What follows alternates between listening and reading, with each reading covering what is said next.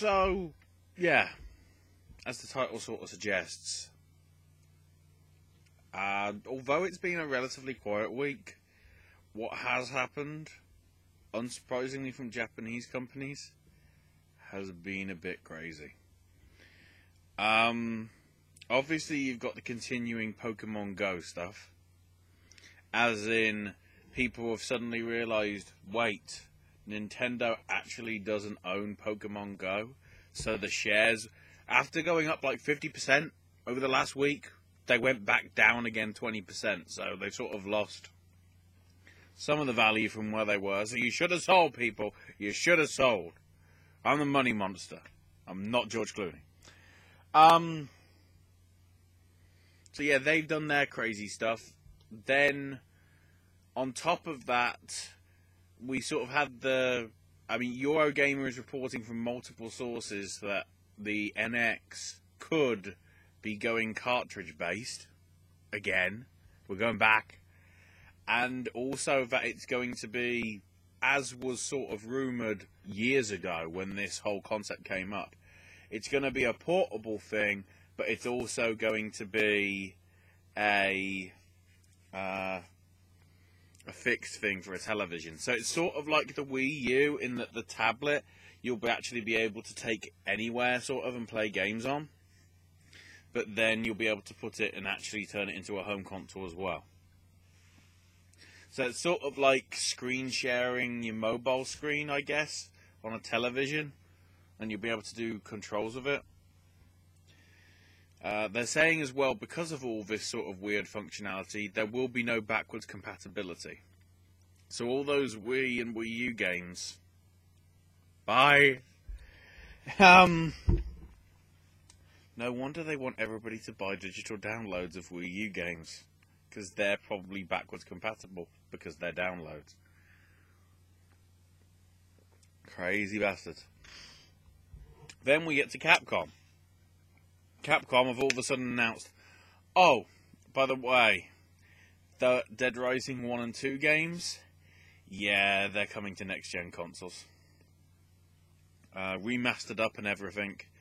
But the key thing to note about that is it'll be the first time Sony consoles as well as PC, I believe, will be getting their hands on Dead Rising 1. The one that started it all, arguably. The one that started the iconicness of Frank West and all that stuff. I think it was Xbox 360 exclusive, and not even PC, sort of like how Dead Rising 3 was Xbox and PC. So it's going to be fun to see people playing the first one for the first time. And they also announced. They announced it for the 1 as well, so it'll be interesting to see how it steps up next gen. And also the Dead Rising 2 and Dead Rising 2 Off the Record, which was the Dead Rising 2 spin-off with Frank West. That is going to be all coming, I think, sometime before the end of the year, to obviously cue into the fact that Christmas time we're going to be getting Dead Rising 4. Admittedly, it's only on, I think it's only on Xbox from what I could tell. So, but at least the first two are going to be on a console soon, which is positive. Because they were arguably the strongest, because they were the sort of more crazy ones. Not to say that 3 isn't crazy and 4 from demos that I've seen isn't crazy, but that's where it all started. The George Romero lawsuit and the sticker on the front saying this is nothing to do with Dawn of the Dead. Just because it's in a shopping mall, it's coincidental. And then, of course, you've also got the negative thing, and it's Street Fighter based. What a surprise. So, it's interesting that basically you can get different colour attires for characters, but doing that means you have to beat survival mode, which is basically just sort of character rush. King of the Hill sort of, you've got to survive all the contestants. So, in order, let me get the details correctly. In order to defeat, you had to defeat Survivor Easy difficulty with a character to unlock Colour Free, or Attire Colour Free, which meant 10 rounds. Then to unlock 4, 5 and 6, you had to do it on normal difficulty, which is 30 rounds. And this is, by the way, 30 in a row. If you lose at 26, then you have to start all over again, because it needs to be 30 concurrently. And then to unlock the last 4, 7, 8, 9 and 10, the last 4 colours, you have to beat survival mode on hard difficulty, which is 50 rounds. So, yeah. I mean, for easy mode, it's probably, somewhat capable for people, but the fact of the matter is, you needed to do at least 90 rounds, and that's if you get perfect every time you do it. Which probably ain't going to happen, because hard is called hard for a reason. So in turn, they're now adding in the fact that it'll be letting people buy colours for characters using the fight money, which is the in-game currency, as well as microtransactions.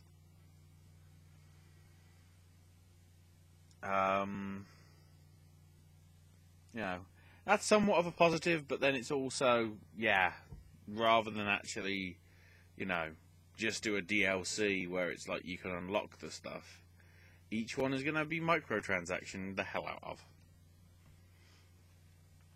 Just probably if you wait till the definitive edition, then you'll get it then.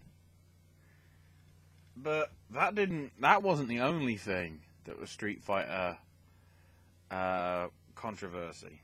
So, obviously at the minute, we've just come off EVO 2016, which was a great tournament all round in nearly all the games, to be quite honest. And during the conference, I think they announced like a Tekken 7 character, and they always do a bit where it's like, here's an announcement regarding something. Tekken did theirs. I don't think Nintendo did anything with the Smash, because obviously that's done now. But Street Fighters was, they were announcing a special package called the Capcom Pro Tour Premier Package, which includes 3 new costumes, which is 1 for Chun-Li, 1 for Cammy, and 1 for a mystery character, so that's a character somewhere down the line, a new stage entitled Ring of Destiny, and 22 exclusive colours and special titles for £20, which is, $20, $30, who knows? Now the thing is, they said that Capcom have said a portion of this money will then go into the Capcom Cup prize pool. The great thing is, Street Fighter V players, including pros at the event, basically said that's way too expensive, considering it is 3 new costumes, 1 stage, and colours and special titles. It's not characters, it's just costumes.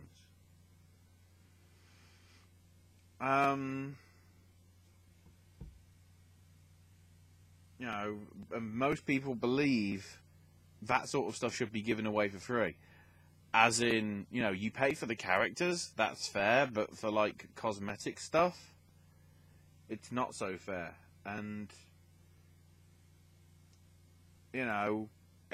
quite a lot of people are not happy. But then, when you look at the individual prices, if you wanted to buy the Capcom Pro Tour stage on its own, it's $10. A stage for a game costs $10. Keep in mind, characters in Street Fighter 4 for a bundle, like, expansion pack, you got like 8 characters for $20. This is one stage with no characters for 10. Oh, and the costumes, the free costumes, are $6 each. And they also said that all this content will only be available for a limited time and will be removed near the end of November. So that's implying that either you have to buy this content, otherwise it will disappear, or everybody, even the people that paid for it, lose it when it comes November. All I'll say is, Capcom have screwed it up again, haven't they? Yeah. But that wasn't the best one. The best one, we have to go to Sega. Now, the positive thing is, they announced a couple of new games. One, called, or going by the name Project Sonic 2017, is due sometime late next year for PS4, Xbox One, PC, and the NX. The interesting twist being that one of the taglines in it is, when things look their darkest, even heroes need a helping hand. So perhaps we're implying that some of the bits could be going sort of co-op and whatever, which is interesting. But yeah, that was only sort of a teaser, really. The more intriguing one was Sonic Mania. To mark the 25th anniversary, they're basically reimagining sections from the first 3 Sonic games, 1, 2, and 3, and then also Sonic CD, and adapting them along with new zones, and new acts, and a new ability called the Drop Dash, which is basically, if you fall from a spot, you can immediately dash away when you hit the floor, sort of thing. The art style looked very good in this trailer, because they did sort of show a lot more of this, because it's coming out sometime in the spring. And it looked promising. The only problem is, this all happened in, as Jim Sterling puts it, and you can see the highlights on his channel, one of the worst press conferences in the history of press conferences, yet alone gaming. You take into account the crowd that were there sort of were, I don't know, some of them seem to be off their tits if you go by one of the guys reacting. And somebody else like going, why am I here? Which is funny. There were sound issues. There was just like a humming in the background because they didn't get the sound done properly. You had Sonic, some bloke in a Sonic suit doing sort of like big box, little box, crazy sort of poses, and then walking off, you know, as if he's being led to the retirement home, along with these 2 DJs that were rocking out, and it's like, so you just got these 2 DJs rocking out, and Sonic doing these weird poses and all that, and that's deemed entertainment enough. No. No. And then you get the bloke from Sonic, you know, Sega of America, getting distracted and, you know, being awful. You get these announcements, which half the time the crowd didn't see because they had technical problems at the venue as well. Sometimes the feed went out just randomly, black screen for everybody watching online. You had the guy that does all the songs from whatever, the English language songs for the Sonic songs, doing all his stuff, and, you know, sort of being, I don't know, it was just a very, very, very, very, very hot mess. Not a good way. I don't know. It seems like the entirety of the world has just gone to shit. Yeah. I think this is coincidental, because guess what game's coming out next week? Telltale's Batman game. Perhaps that's the hero we deserve.